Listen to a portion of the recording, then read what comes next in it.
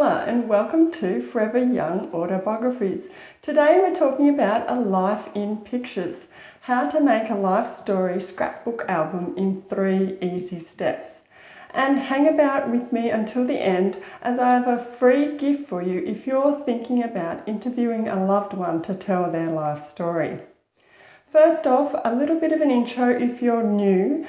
Forever Young Autobiographies is the place where we learn to write life stories for family and friends so that unique memories will live on.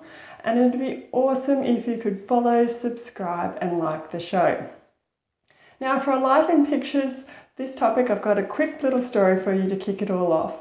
And some of you know I'm a print journalist at daily newspapers.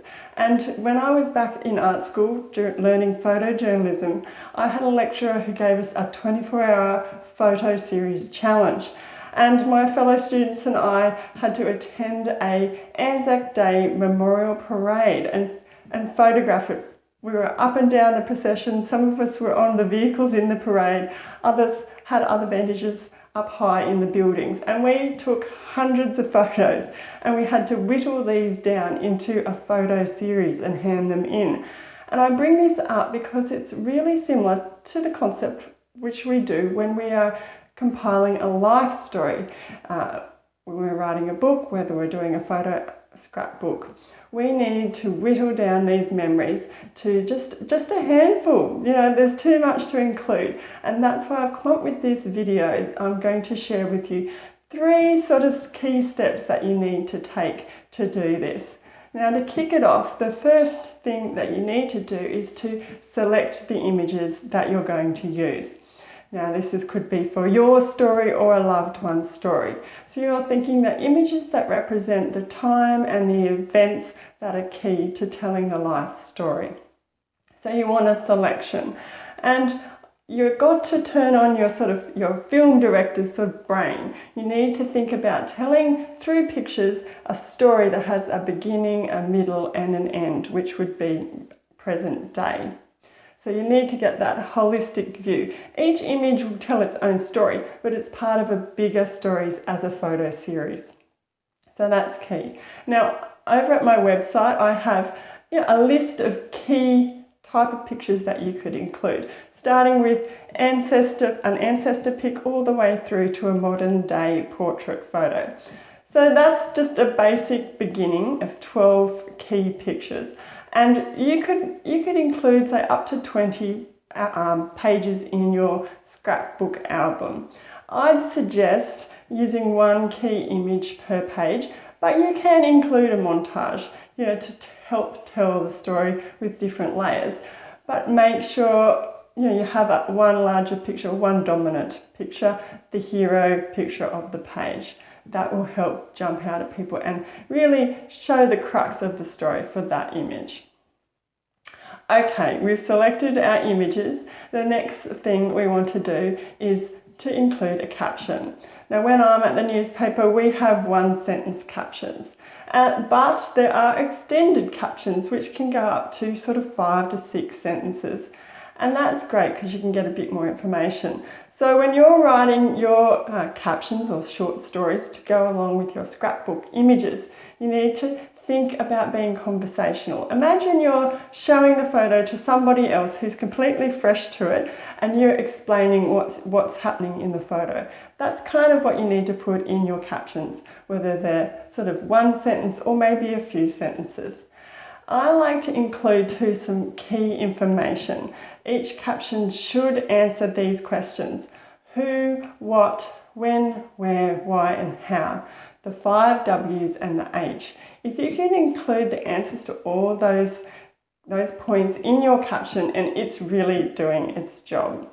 So conversational and the who, what, when, where, why and how. And don't be afraid to add extra detail. Extra detail is great. You don't want to write a whole story. You're not writing a book here. We're just doing captions. So extra detail, and perhaps detail that can't be seen or interpreted from the photo. Someone's missing from the photo. Maybe they had an accident, or maybe someone in the photo is sick, or, how much did that house cost that you're standing in front of, if it's a new property kind of a photo. What extra special details can you impart with your reader or your viewer? So that's step 2. Now coming up to the final step, which is my favourite, and that's adding layers. You're getting creative and you're telling the story through other elements, not just the photo. So you're needing to go to your treasure box or your loved one's treasure box, and you're going to look for things like mementos, journals, newspaper clippings, other old keepsakes or souvenirs. All of these things are really great to include on the page of your scrapbook. Now the main reason you're going to do this is it's going to be an embellishment, it's going to make it look great, but it's also going to add depth to your story. And it might hark back to a greater theme you have for the whole life story. And of course, it can really suck your viewer into the mood of that time, the atmosphere. Really good reasons for including all these layers. So make sure you do that. And you can do it digitally. There's digital scrapbooking and then offline sort of hard copy old-fashioned scrapbook. So you could do it, you could cut these up if you're not too precious, or you could scan them, photograph them, photocopy them, and even if you're super creative, you can even attempt sketching them. Why not? Freehand just adds that extra magic, I think. So to recap, this is my 3 secrets for creating a life story scrapbook, a life in pictures. And we started off with selecting those images, those photos that will tell the story. Then we went on to writing captions. You need to include a little bit of a story there to give it context. And third, you want to embellish it. You really want to create a mood and you want to make it look like a real piece of artwork there on the page. It's just going to be so intriguing and unique. If you would like to know more, I just want to inspire you to really have fun and be creative, to start scrapbooking today. And I go into more detail on this topic, this exact topic, over at my website, which is foreveryoungautobiographies.com/lifeinpictures.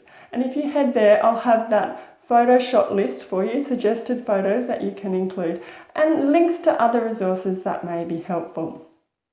So make sure you check it out. It's foreveryoungautobiographies.com/lifeinpictures. And while you're over at the website and while you're here, what do you think about this idea of life in pictures using a scrapbook album? Do you think you're going to give it a go? I think it's a great idea, so creative. So please leave me a comment. And earlier I mentioned a free gift for you, which is the Your Family Stories System free section. I give you the first 3 sections to this system, which is all about planning and interviewing a loved one to share and compile their stories, their life stories. Sign up for that one. It's completely free. I'll drop a link for you, and it's also over at the website foreveryoungautobiographies.com.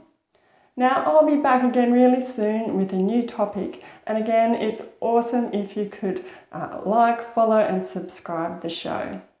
And until then, happy writing and happy scrapping.